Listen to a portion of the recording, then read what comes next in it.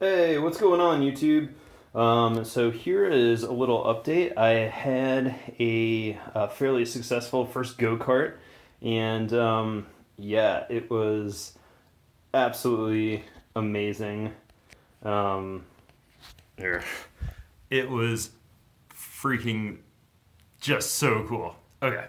Um, so it was super fast, and my wife, you can probably hear in the view, is kind of freaking out a little bit.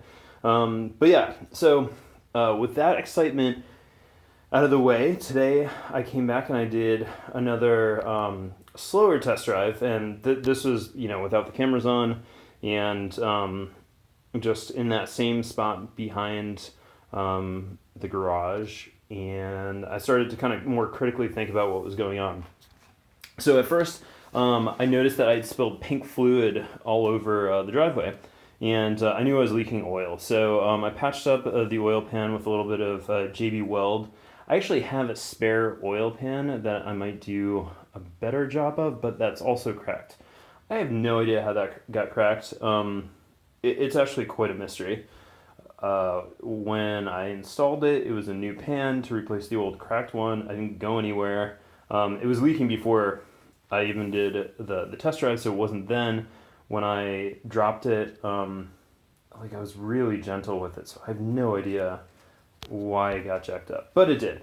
Moving on. Yeah, so right, pink pink fluid all over the driveway.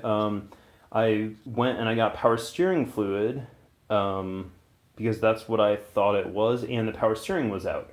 Like it wasn't functioning right. And when I went to go fill it up, yes, there was no power steering fluid, but that was actually because I was missing an O-ring here. No, down there. There's an O-ring that was supposed to be installed that wasn't installed. I had it kicking around. I popped the O-ring on, popped fluid in there, and then lo and behold, power steering, actually really nice and light.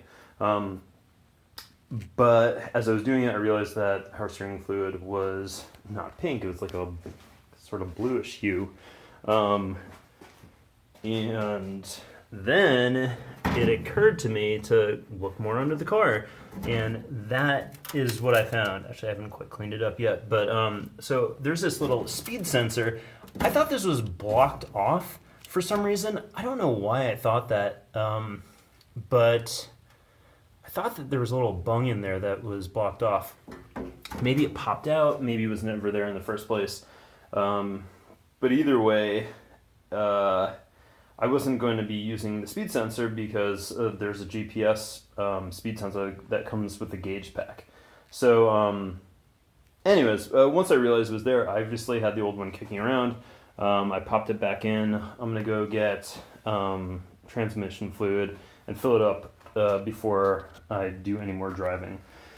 And then that kind of brings me to where I'm at currently is I did that, and I started going around. I did I've always wanted to do this. I know it's really ridiculous, but the zip tie wiring loom for the spark plug wires.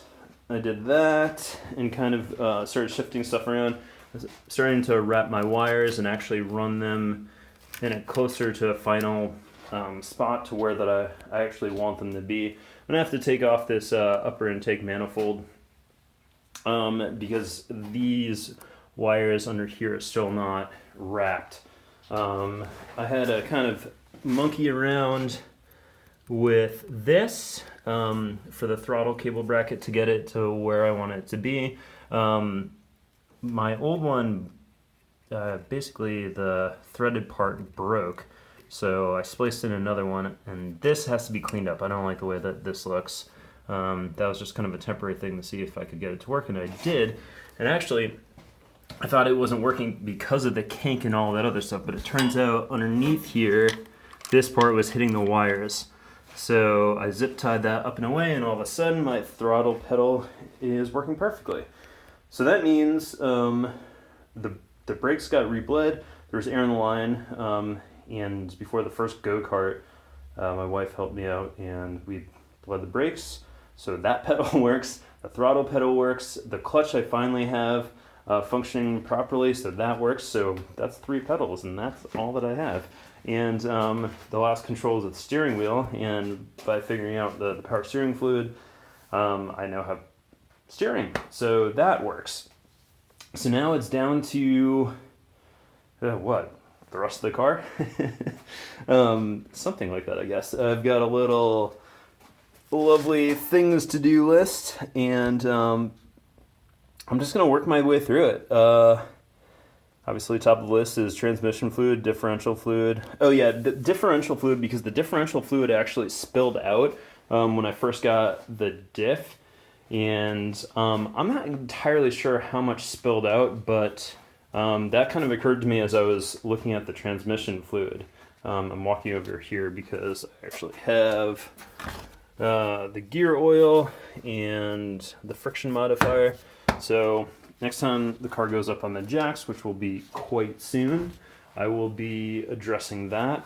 I'm gonna go ahead and temporarily just pop the body on real quick, because these Kirky high back seats, they've got these wings on them.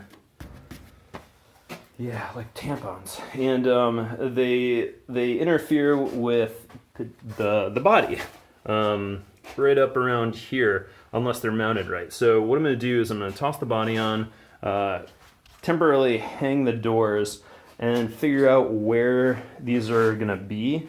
I know that because of the angle of the transmission tunnel, they're going to be kind of tilted, slanted like slightly. I mean, not that drastically. Well, maybe that drastically. I don't actually know. Figure out where that wing will go, and then I'll mount on the driver's side. There's going to be seat tracks. On the passenger side, there won't be, but at least the next time I go to take the car out, I'll have the seats bolted in. I'll mount up the harnesses. I have the harness, but I don't know where the bolts are actually. So I gotta figure that out, because if I want to go any farther than just the back driveway, I gotta be safe. So that is kind of where I'm sitting. I've got, with the engine actually running in the first Go-Kart in the books, it is time to look on to some more finishing touches, and yeah, I'm kind of in this intermediary stage of details, lots and lots of details. So there aren't going to be like that many big things. I guess mounting the seats and the harness will feel pretty big, but it's going to be a lot of like ticky-tacky stuff. My father-in-law is still working on a dashboard. I got a spare just so I could mock up the gauges. So those are kind of mocked up, but I don't really have. I mean, I've got the key mounted, but there's going to be the horn. There's going to be like the indicator lights. So I got to figure out where those are going to go. There's going to be something to control the defroster heater. So I got to figure out where that's going to go. And then if I'm going to do heated seats and some kind of stereo, I have to figure that out. What I'm thinking as far as the stereo is concerned is maybe pop it behind here with some kind of little trap door to hide it. I don't really want a stereo, but my wife would be into it, and happy wife, happy life. So I don't know. I'm thinking about it. With the Miata, they actually installed the speakers in the headrest, and there's foam here, much like the Miata, so I could cut that out and actually put the speakers up there and actually potentially hear stuff. So I could get like Miata speakers, which I think is kind of a cool idea. I haven't actually seen anyone do that yet. So I'm sure someone has. There's like 10,000 of these cars on the road, and someone thought of that. I'm not like a genius there. But I really don't want the stereo to intrude into the interior at all. Where the glove compartment is, it's supposed to be here, but because the heater defroster has to mount there, it can't go there. So that's usually a good place to tuck something up.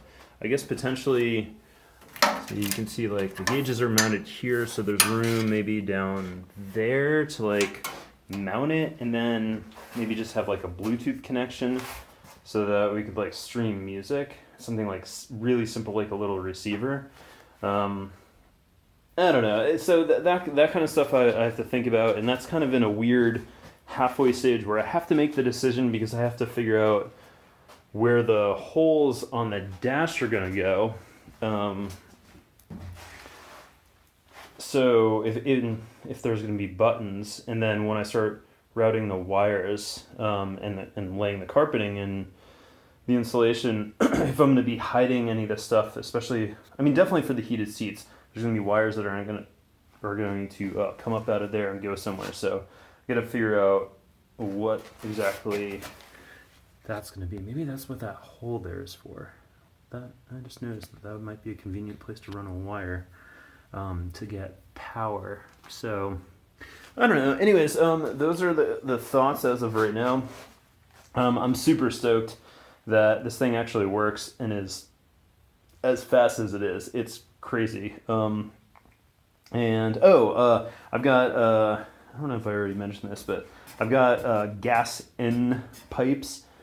It's spelled GAS-N or apostrophe N. I can't remember which it is, but and those, they're not necessarily quieter from like a decibel perspective, but they sound a lot more mellow because it's a lower tone. And I think, if I'm not mistaken, I think that these point more towards the ground. So just so I don't drive my neighbors totally insane. I actually really love the sound of the raw pipes, but I don't know. I'm not a teenager anymore, and it's hard to make that loud of a noise without worrying a little bit about everyone else around you. So it's an awesome sound. Well, maybe once I'm not living in the city. Anyways, either way, I'm gonna hold on to them, and maybe when I want to go on like a country blast, I can toss them on and deafen myself even more than I already am from punk rock. Okay, this video has gone pretty long, and it's basically just me talking and pointing the camera at this beautiful jumble of parts and wires. Peace, y'all.